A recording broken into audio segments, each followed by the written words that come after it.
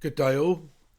This is the Self Preservation Society. I'm Bazzzilll, broadcasting Truth and Therapy, BBTT. Here I am using the talking stick. And if you're watching anywhere other than my main Bitchute channel, which includes my second channel on Bitchute, then a link to my main channel is in the description box below, where all my work is. The title of this upload is The First Truth. And it is inspired by some interactions that I've participated in on a Norfolk Medium's page, Linda Ray, R-A-E. It's inspired by that, and it's set me off remembering a lot of things. Well, anyway, somebody posted a picture there and it's about somebody that had passed, and they wanted to see if anybody could get through to them. And one woman said, it takes up to a year for him to come back, this, that, and the other, which is a complete and utter falsehood. And I started off by recounting the story of Helen Duncan and what happened to her in a seance during the midst of the Second World War, where a communicator come through who'd gone down on a ship. A British sailor had come through, gone down on a ship, this, that, and the other. Look up the story anyway. The Helen Duncan trial. Look it up. It's a really interesting story. But this communicator that had come through had only been over a couple of days, a week or two at most. The news of the sinking of that ship hadn't been released by the British government because they didn't want to give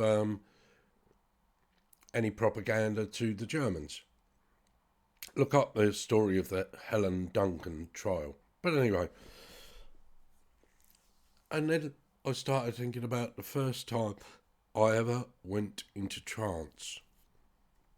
I started this journey in 1984. And in 1987, on the 6th of March 1987, the Herald of Free Enterprise capsized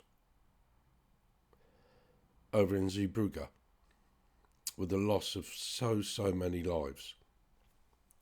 That was a Friday night, Saturday morning. On the following Monday, we gathered at the Dover Christian Spiritualist Church. We was in the midst of a 6-week course of development and meditation run by a then Hive medium, she moved now, by the name of J. Graves. And as we've been doing in previous weeks, Jay spoke to us a bit, this, that, and the other, and then led us into a meditation.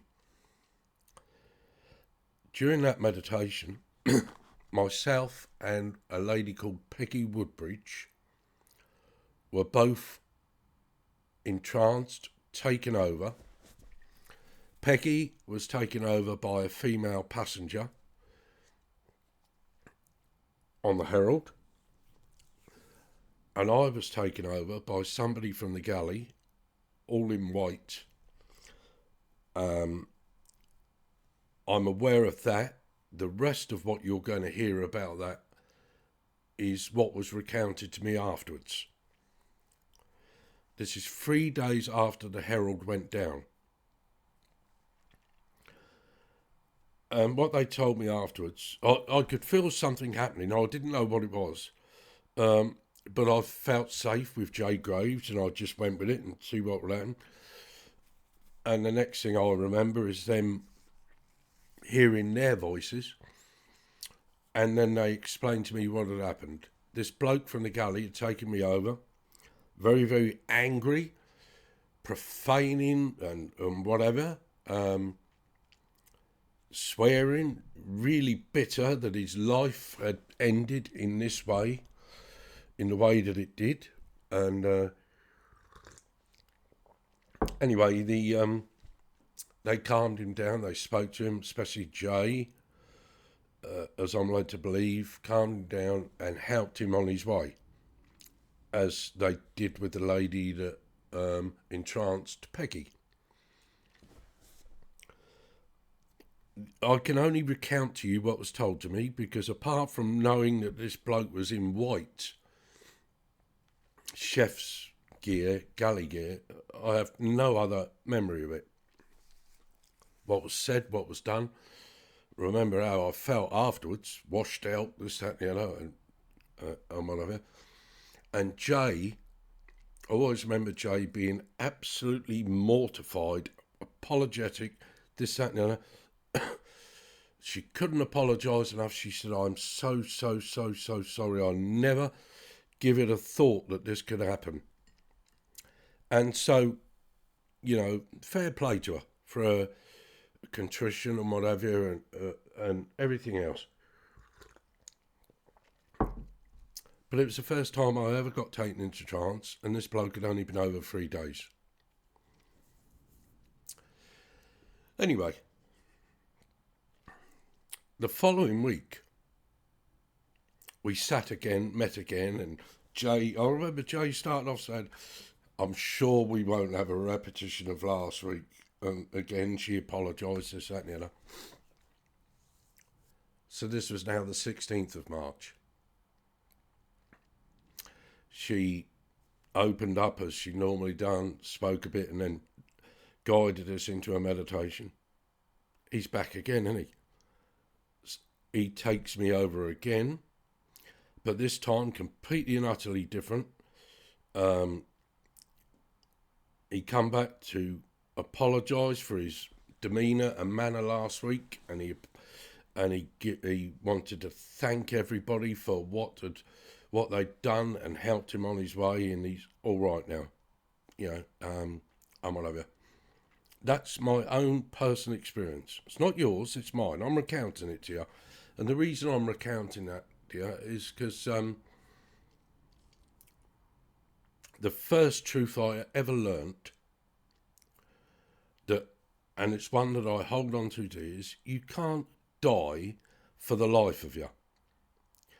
In this interaction with on Linda Ray's post, this woman jumped in, and when I recounted the story of Helen Duncan, and I recounted a long story about Helen Duncan, and the result of that séance had her in court being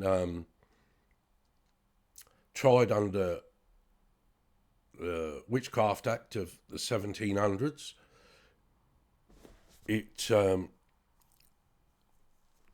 resulted in the repeal of that act and the Fraudulent Mediums Act of the early 50s. This woman thought I was calling her a fraudulent medium. I wasn't.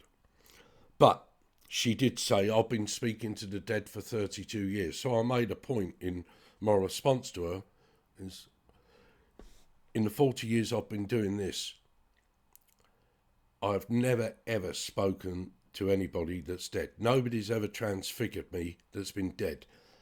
Nobody's ever spoke through me that's been dead. Nobody's ever fully materialised through my mediumship that's been dead. She sort of got the message, and I'll give her due. Karen, her name is. She done something that quite surprised me, because you don't often get this with spiritualists. She not only admitted she was wrong, but she apologised for it as well. And I found that absolutely wonderful, and told her so. But anyway, it's the first truth I ever learnt, and it's taken me years, and I'll continue to seek to understand it, that you can't die for the life of you. All you can do is transmute, right? If you study what happens with the caterpillar turning into the butterfly, if you study it and you know, there's an awful lot of metamorphosis takes place, ugly, gunky stuff, this, that and the other, in that cocoon, in order for that beautiful butterfly to emerge. Nature provides all the answers you will ever need. You've just got to pay attention. Just got to pay attention. And so the first truth I ever learned was that you cannot die for the life of you. All you can do with energy is change it. Those that rule over us seek to destroy it. And it could be argued that they're quite successful on that. But I'm not going to give them that pleasure. Those that rule us, and those that rule us, people, this is so important, especially for you people that call yourself spiritualists and believe in the Spirit, the Holy Spirit, this, that and the other. Spirit is false. In whichever form you see spirit or it manifests, it is false. Yes, it might be a representation of those that you have loved that no longer are in this physical third dimensional reality. You may see their spirit, but their spirit is merely a corruption and bastardization of the true self, which is a soul, source consciousness.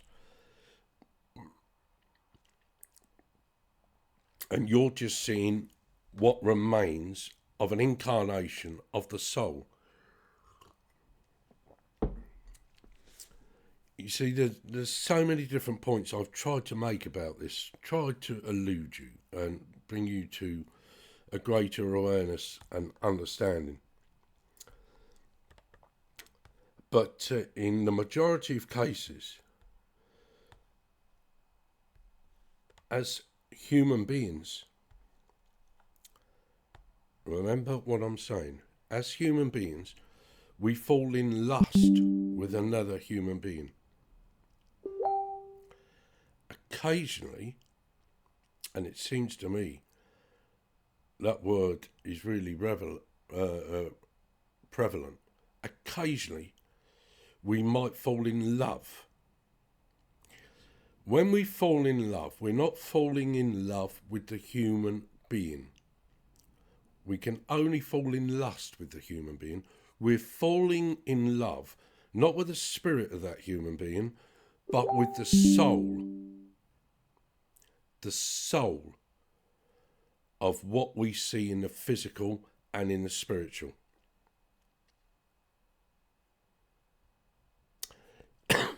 And we can only do that if we have a modicum, a limited understanding, never mind an expansive understanding of what it is to care. You can only love if first you care. That's the truth, ladies and gentlemen. You can't die for the life of you. So if you've ever truly been in love with somebody, you've not been in love with them, you've been in love with their true aspect of self.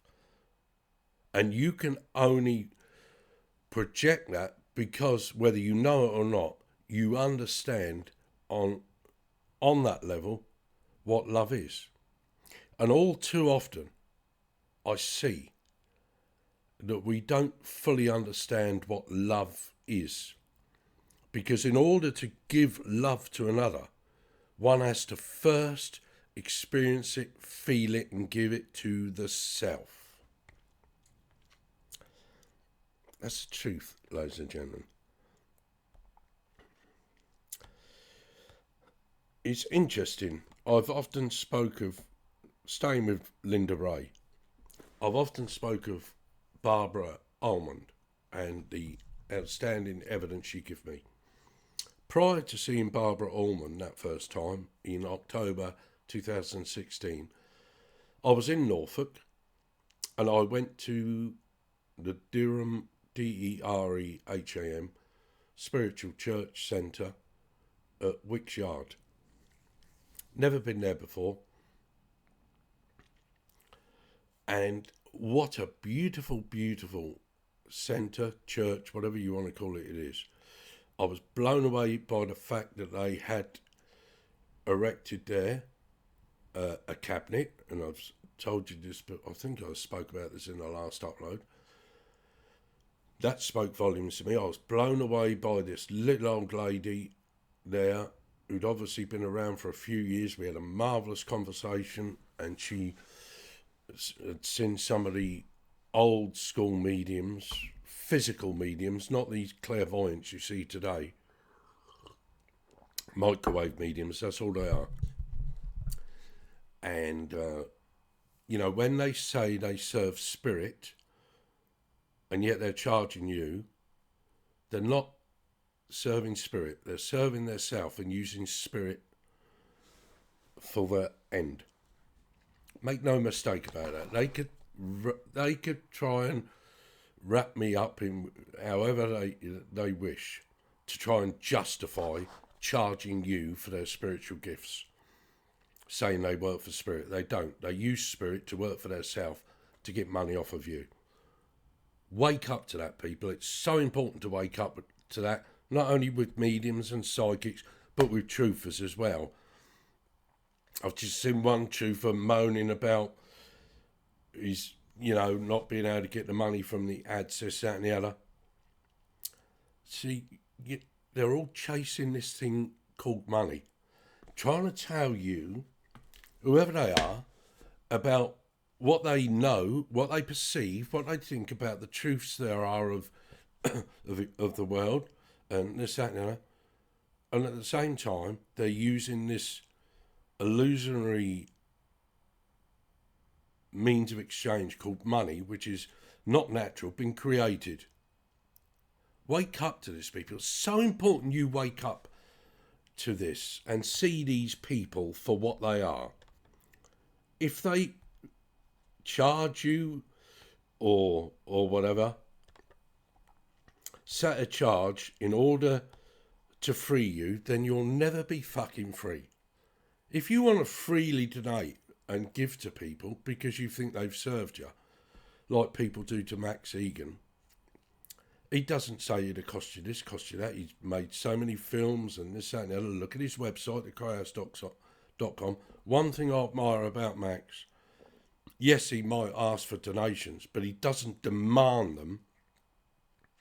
Doesn't demand those donations. He requests them. And if you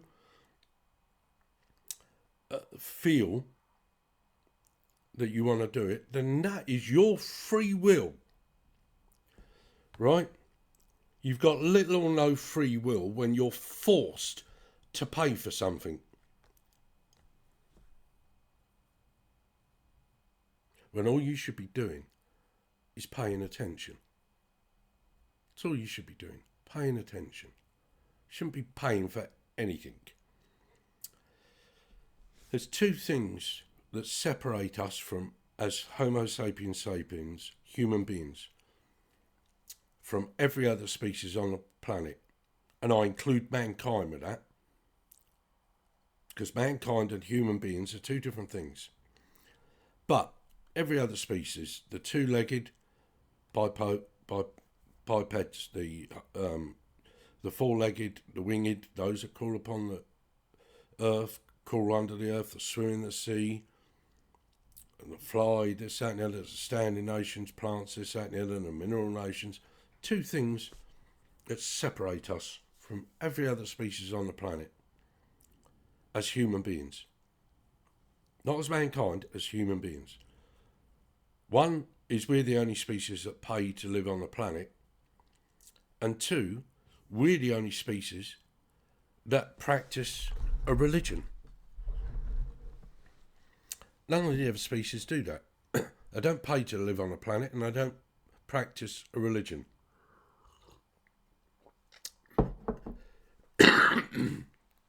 Religion, from the Latin relegare, to tie, to bond, or to thwart, stop forward progress.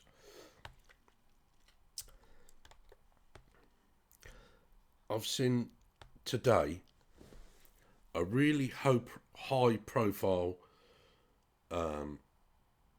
content provider start off his upload with that Australian lady, Carmageddon, and whatever, waxes lyrical about the principles she stood under in order to get that record out without the lyrics being adjusted. He waxes lyrical about that. Then he goes on to say it's not the new year, this, that and the other. And then he shows you footage of his New Year's Eve party. And that goes right over people's heads. It don't go over my head. I see it. I see it. And I acknowledge it. You know, and I think, what a fucking hypocrite. What a fucking hypocrite. And I know I talk about that a lot. And I will continue to do so, because I might reference the Bill Gates of this world and the Klaus Schwabs of this world, this, that and the other, every now and again. But I'm with Mark Passio and Larkin Rose. I'm not bothered about them people. I'm bothered about those that do their bidding. Do their bidding. The order followers. Doctors, nurses, police, government officials, this, that and the other. Airline pilots. How many of you know an airline pilot? Actually know an airline pilot? How many of you actually know an airline pilot that flies long haul, this, that and the other?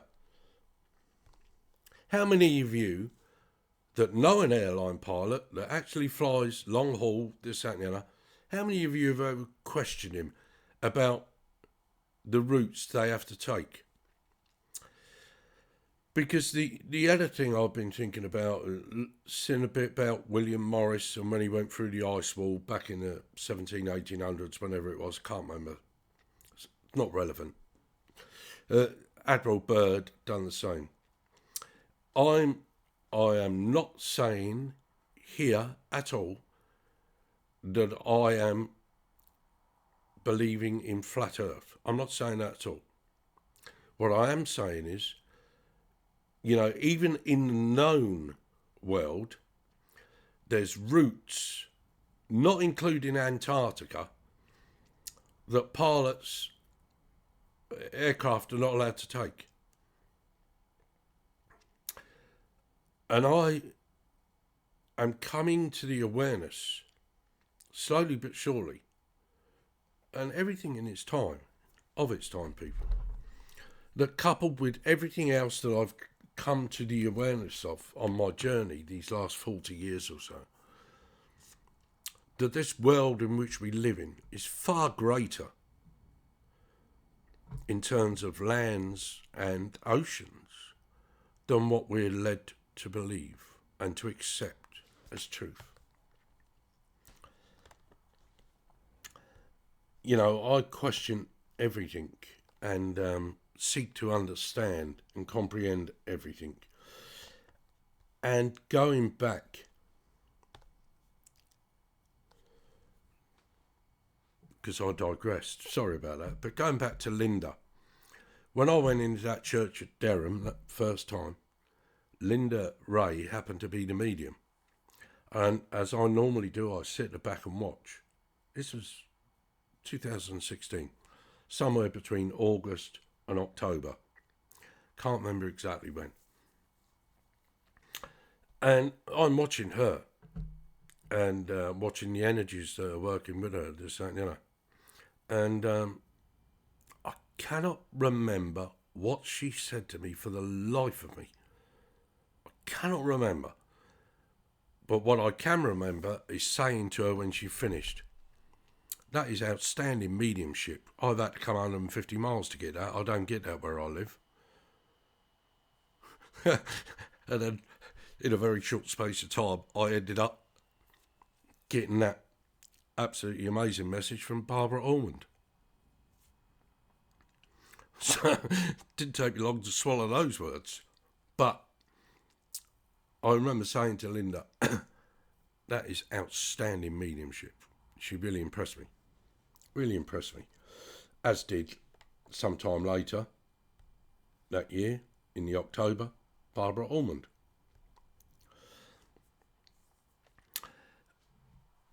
These people that run the spiritualist churches, I'm trying desperately to understand them. Trying desperately to understand them and what their motives are, and whether they work from a place of integrity or not. I'm trying desperately to understand them, because if you've been on this journey as long as me and studied spiritualism, for instance, as long as me, and it's been a good grounding for me as I've gone along this journey, transcended the spiritual self to the conscious self and truth, you know, this path about truth, this, that, and the other. You know, those foundations in spiritualism, I really needed them. You might not need them, but I did. And, you know, I can look in spiritualism today and see people and question their motives and their integrity. Because if all they're after doing is having you pay them, when what they should be doing is sharing knowledge and whatever to get you to pay attention. And that's not just mediums and psychics, it's truthers as well. You know, it's truthers as well. But I've had very little evidence through mediumship. I have had a lot, but in the great scheme of things, it's a little, that have helped me to understand this third dimensional reality, all the resets and everything else, all the lies, the deceit and the control. Most of that awareness has come from listening to people here, and especially through the medium of the internet. And I've got more from people that you probably wouldn't have heard of, wouldn't have paid any attention to, because they don't market themselves in a way that draws you in. And most of you might not believe in the telly, this and that, and might got rid of your telly, but you still fall for the marketing scams of the so-called truthers and mediums and psychics that want to draw you in and have your money. Not me. Not me. Spend some time looking at little known channels with hardly any followers, subscribers or views.